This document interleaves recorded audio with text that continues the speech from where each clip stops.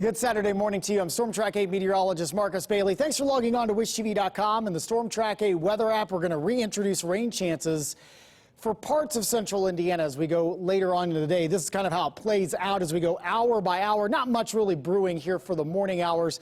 I think our chances peak right around lunchtime through the mid-afternoon and then start to dwindle a bit as we head later on this evening. Here's more of a map walkthrough for you here. Storm Track 8 Futurecast 7 o'clock in the morning. Again, no problems here. There might be a spotty shower or two mid to late morning, but here's the main event. By around lunchtime, you can see kind of a cluster of storms working in from Illinois, and that will continue to push through the metro area 1, 2, 3 o'clock in the afternoon.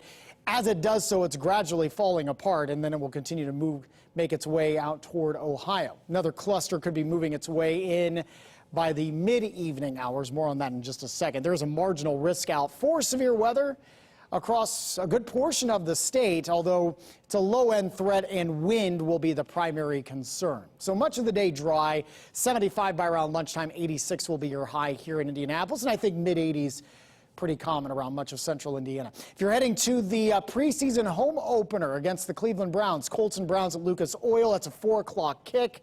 Tailgaters in the walk-in should be fine, 82 cloudy. Again, there might be a few stray storms still kind of hanging around, but I think much of the rest of the game should be quiet, including the walk back to the car.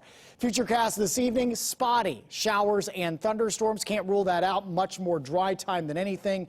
That trend will continue heading into the overnight as well, but fingers crossed you get some beneficial rain in your backyard. It's going to be a stuffy overnight with lows in the lower 70s.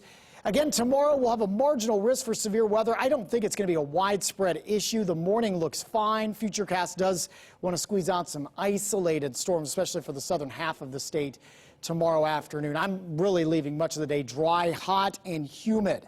Mid-80s by noon and near 90 tomorrow afternoon with heat indices into the middle 90s. So it is going to be a toasty end to the weekend in the Chapman Heated and Cooling 8-day forecast. We're going to keep that heat rolling on Monday and Tuesday. Tuesday will be our next best chance of rain that will carry over into Wednesday. That's a cold front and should bring us some cooler and more comfortable temperatures for the end of the week. 83 Thursday, week number 1 of high school football. Friday, 82. And Saturday, next weekend, highs into the mid-80s.